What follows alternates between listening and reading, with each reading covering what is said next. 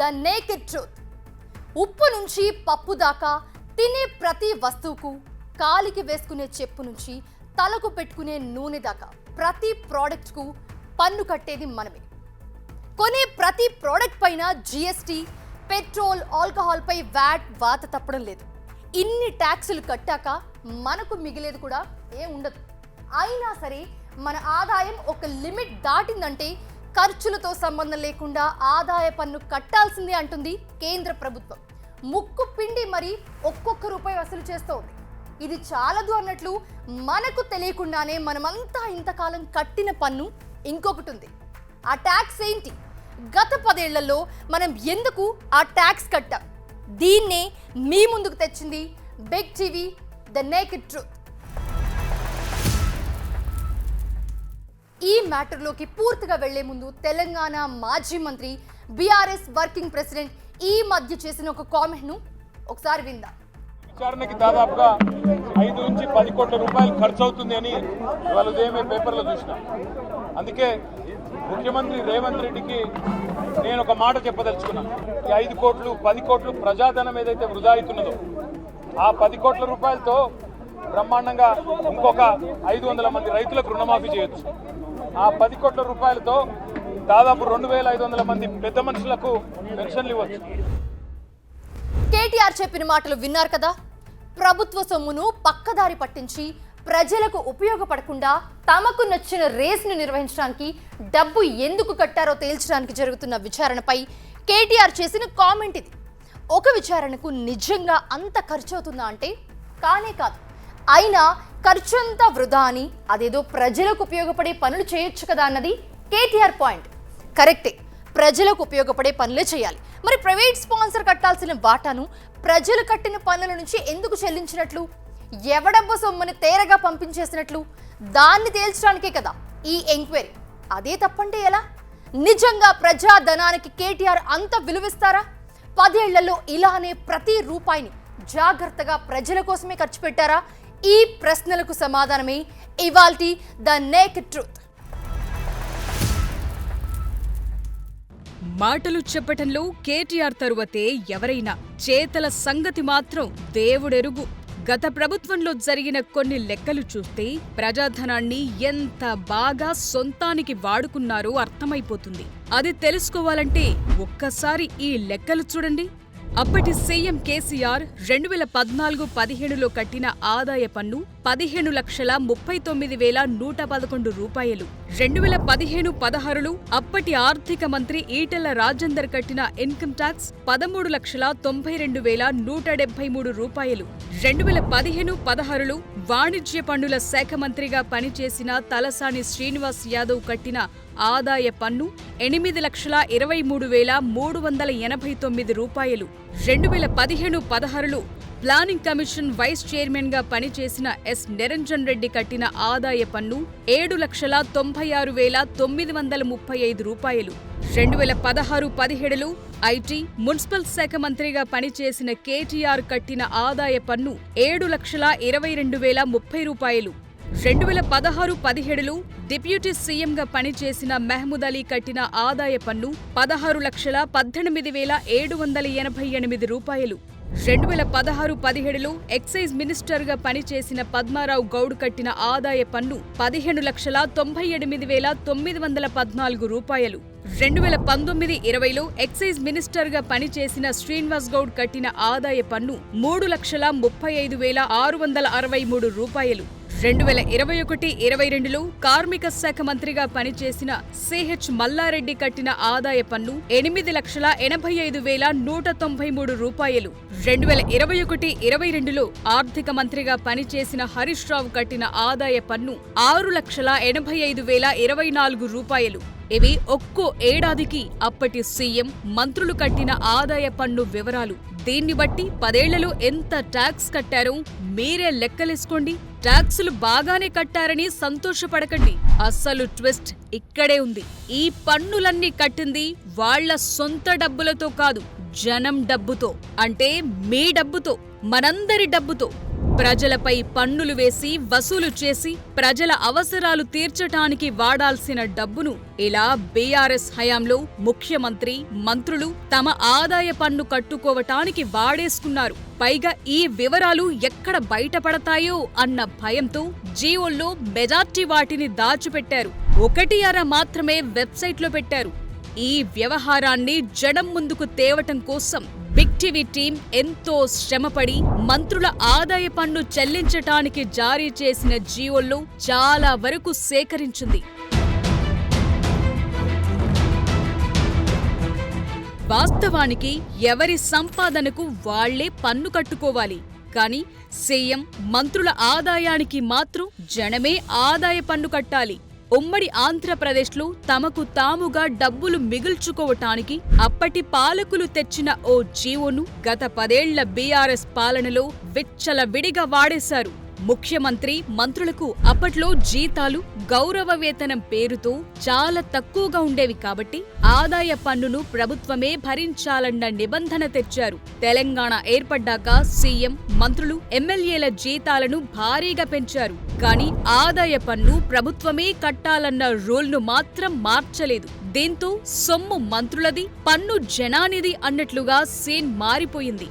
సర్లే, పాపం సీఎం, మంత్రులు ఎప్పుడూ పాలనలో ప్రజాసేవలో మునిగి తేలుతుంటారు.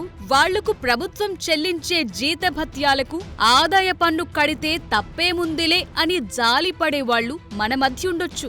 వాళ్ల కళ్ళు తెరిపించే నిజాలను కూడా బిగ్ టీవీ మీ ముందుకు తెచ్చింది.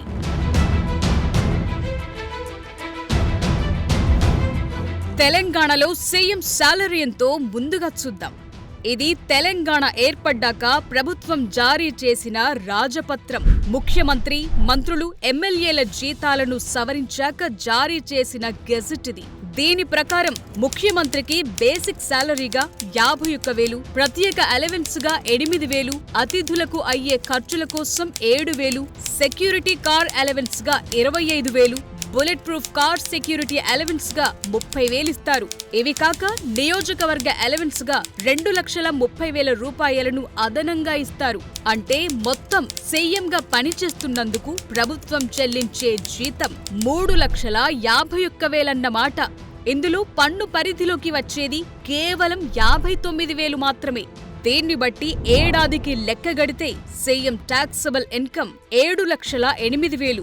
సేవింగ్స్ అవి తీసేస్తే కట్టాల్సిన టాక్స్ 5,000 కూడా ఉండకపోవచ్చు. పోనీ ఎప్పటి నుంచో ఉన్న వ్యాపారాలతో వస్తున్న ఆదాయంతో 30% టాక్స్ బ్రాకెట్లోకి వెళ్లారనుకున్నా ప్రభుత్వం కట్టాల్సింది ఈ 5,000 రూపాయల టాక్సే. కానీ 2014-15లో అప్పటి సీఎం కేసీఆర్ కోసం ప్రభుత్వం కట్టిన ఆదాయ పన్ను ఏకంగా 15,39,111 రూపాయలు. వాస్తవానికి తెలంగాణ ఏర్పడే నాటికి సీఎంకు ఇచ్చే బేసిక్ సాలరీ కేవలం 16,000 మాత్రమే. 2017లో దాన్ని కేసీఆర్ 51,000కు పెంచారు. ఈ లెక్కన 2014-15లో ప్రభుత్వం నుంచి అందిన జీతభత్యాల్లో కేసీఆర్ కు పన్ను కట్టాల్సింది 2,88,000 రూపాయలకే. అసలది పన్ను పరిధిలోకి వచ్చే మొత్తమే కాదు. అంటే ప్రభుత్వ ఖజానా నుంచి పైసా కూడా కట్టక్కర్లేదు. మరి 15,39,111 రూపాయలు ఎందుకు కట్టినట్లు?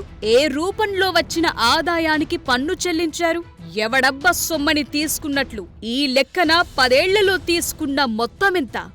బంగారు పాలన అంటే జనం సొమ్ముతో జల్సాలు చేయటమేనా? సీఎంగా ఉండి ప్రైవేట్ వ్యాపారాలు చేస్తూ సంపాదించిన దానికి జనం సొమ్ము ఎందుకు కట్టాలి?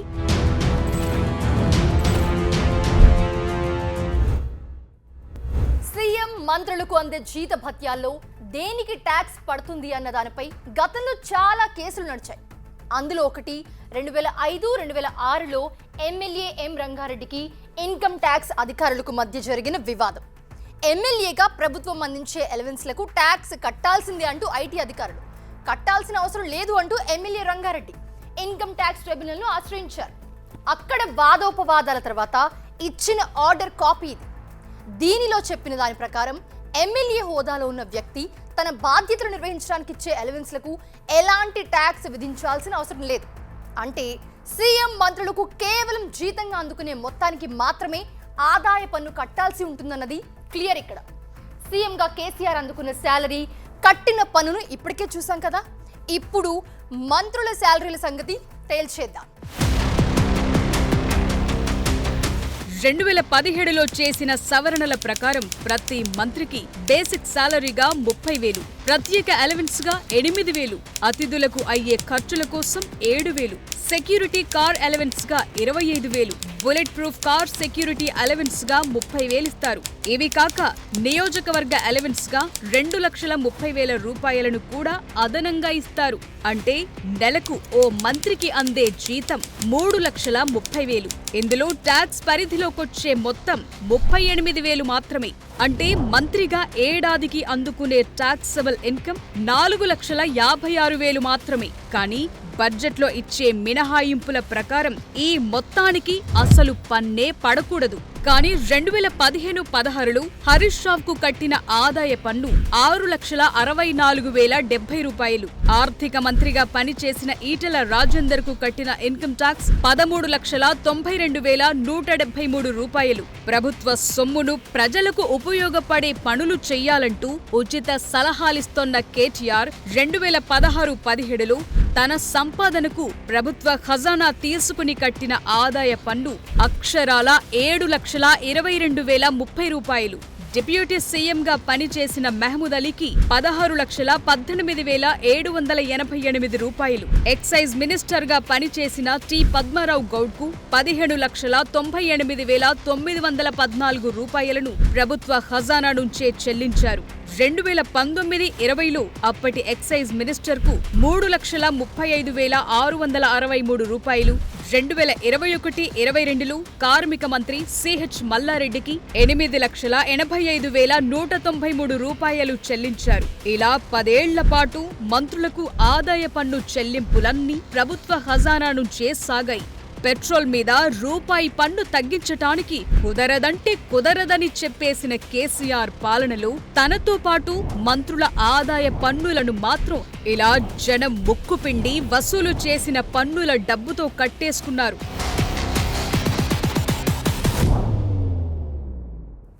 ముఖ్యమంత్రి మంత్రులకు ఆదాయ పన్నును ప్రభుత్వ ఖజానా నుంచే చెల్లించుకోవచ్చంటూ ఉమ్మడి ఆంధ్రప్రదేశ్లో ఇచ్చిన ఆదేశాలు ఉన్నాయి కదా అని తెలివిగా వాదించొచ్చు. కానీ ప్రభుత్వం నుంచి అందుకునే జీత భత్యాలకు మాత్రమే ప్రభుత్వ ఖజానా నుంచి పన్ను చెల్లింపులు జరగాలి. అలాంటప్పుడు ఒకే రకమైన జీతం ప్రభుత్వం నుంచి అందుకునే మంత్రులందరికీ ఒకే మొత్తంలో పన్ను పడాలి. కానీ ఒక్కో మంత్రికి ఒక్కోలా ఎందుకు కట్టారు? ఏటేటా ఆ మంత్రులకు కూడా చెల్లించిన పన్ను మొత్తం ఎందుకు మారిపోతూ ఉంది? కేసీఆర్ పాలన మొదలుపెట్టిన ఏడాది లెక్కలు ఒకసారి చూస్తే మ్యాటర్ అర్థమైపోతుంది మనకి. 2014-15లో ప్రభుత్వం చెల్లించిన ఆదాయ పన్ను కె చంద్రశేఖరరావు ముఖ్యమంత్రి 15,39,111 రూపాయలు. పోచారం శ్రీనివాసరెడ్డి వ్యవసాయ శాఖ మంత్రి 4,04,409. టి హరీష్ రావు నీటిపారుదల శాఖ మంత్రి 4,90,860. కె తారక రామారావు ఐటీ పంచాయతీరాజ్ మంత్రి 7,01,593. మహమూద్ అలీ రెవెన్యూ శాఖ మంత్రి 6,42,170. టి పద్మారావు గౌడ్ ఎక్సైజ్ మంత్రి 7,81,510. తలసాని శ్రీనివాస్ యాదవ్ వాణిజ్య పన్నుల శాఖ మంత్రి 39,360. అజ్మీరా చందులాల్ గిరిజన శాఖ మంత్రి 1,44,908 రూపాయలు. అప్పటి సీఎం కేసీఆర్ తో కలిసి మంత్రులకు ఒక్క ఏడాదిలో కట్టిన మొత్తం ఇది. అప్పటి నుంచి ప్రతి ఏటా మంత్రులందరికీ ఆదాయ పన్నును ప్రభుత్వ ఖజానా నుంచే చెల్లించారు. ఇప్పుడు ప్రజల సొమ్మును జాగ్రత్తగా వాడాలంటున్న కేటీఆర్ విషయానికొస్తే 2017-18లో ఆయన సంపాదనకు జనం కట్టిన సొమ్ము 1,65,068 రూపాయలు. 2020-21లో కట్టింది 1,66,670 రూపాయలు. 2021-22లో కట్టింది కూడా 1,66,670 రూపాయలే. వీటిని కూడా ఒక్కో ఏడాది ఒక్కో డిపార్ట్మెంట్ నుంచి చెల్లించారు. చాలా సంవత్సరాల జీవోలను రహస్యంగా ఉంచారు. ప్రభుత్వ సొమ్మును ప్రజలకు ఉపయోగపడేలా ఖర్చు పెట్టడం అంటే ఇదేనా కేటీఆర్ గారు? మీ సొంత ఆదాయానికి పన్నులు కట్టడమేనా? అసలు మంత్రులందరిది ఒకే శాలరీ ఉన్నప్పుడు అందరికీ ఒకే పన్ను కట్టాలి కదా. మరి ఇలా వేర్వేరు పన్నులు ఎందుకు కట్టారు? దేనికి ఆన్సర్ వాళ్లకు ప్రభుత్వం నుంచి అందే జీతభత్యాలతో పాటు ఇతరత్ర ఆదాయాలున్నాయి. అందుకు ఎగ్జాంపుల్ ప్రభుత్వం జారీ చేసిన జీవోలే. 2014-15లో పద్మారావు గౌడ్ చూపించిన ఆదాయం 31,12,497 రూపాయలు. అదే ఏడాది తలసాని శ్రీనివాస్ యాదవ్ చూపించిన ఆదాయం 5,66,059 రూపాయలు మాత్రమే. మంత్రులందరికీ ఒకే జీతం అందుతున్నప్పుడు ఆదాయంలో ఇంత తేడా ఉంటుందా? ఇంత భారీ ఆదాయం ఉన్నవాళ్లు సొంతంగా ట్యాక్స్ కట్టుకోలేరా? దానికి జనం సొమ్మే కావాలా? దీన్నే ప్రశ్నిస్తోంది బిగ్ టీవీ. ప్రభుత్వమిచ్చే అన్ని సౌకర్యాలను అనుభవిస్తూ ప్రైవేట్ వ్యాపారాలు చేస్తూ సంపాదించుకున్న దానికి మేమెందుకు పన్నులు కట్టాలి? ఇలా ముఖ్యమంత్రికి, మంత్రులకు ఆదాయ పన్నులు కడుతూ జారీ చేసిన జీవోలను ఎందుకు దాచిపెట్టారు? అన్నింటినీ పబ్లిక్ డొమైన్లో ఎందుకు పెట్టలేదు? మీరు చేసింది తప్పు కానప్పుడు అంతగా దాచుకోవాల్సిన అవసరమేంటి? ప్రభుత్వ ఖజానాలో ప్రతి రూపాయికి ఎంతో వాల్యూ ఉంది. ప్రతి పైసా కూడా ప్రజల కోసమే ఖర్చు పెట్టాలి గాని ఇలా వ్యక్తిగత పన్నులు కట్టుకోవటానికి వీల్లేదు. గతంలో ఎప్పుడో ఇచ్చిన ఓ ఆర్డర్ను అడ్డం పెట్టుకుని ఇలా అడ్డగోలుగా జనం సొమ్మును వాడుకోవటాన్ని ఎవరు ఒప్పుకునే ప్రసక్తే లేదు. ఇప్పటి ప్రభుత్వమైనా ఆ ఆర్డర్ను పక్కన పెట్టాలి. సామాన్యులంతా పన్నులను ఎలా కట్టుకుంటున్నారో మంత్రులు కూడా ఎవరి పన్నును వాళ్లే కట్టుకోవాలి. ఎస్, కేటీఆర్ గారికి బిగ్ టీవీ స్ట్రైట్ క్వశ్చన్. ప్రజాధనం ఖర్చు పెట్టాల్సింది ఇలానేనా? ప్రజలకు ఉపయోగపడేలా ఖర్చు పెట్టడం అంటే సొంత ఆదాయానికి జనం సొమ్ముతో పన్నులు కట్టుకోవడమేనా? ప్రజాధనం వృధా అయిపోతుందని అంత బాధపడుతున్న కేటీఆర్ తన ఆదాయానికి సర్కార్ ఖజానా నుంచి పన్నులు ఎందుకు చెల్లించినట్లు? తన కేబినెట్ మంత్రులంతా జనం సొమ్ముతోనే ట్యాక్సులు చెల్లిస్తూ ఉంటే ఎందుకు ఆపనట్లు? ఎవడబ్బ సొమ్ముని జనం నుంచి వసూలు చేసిన డబ్బులతో మీ ఆదాయ పన్ను కట్టించుకున్నారు? ఆన్సర్ ఉందా కేటీఆర్ గారు?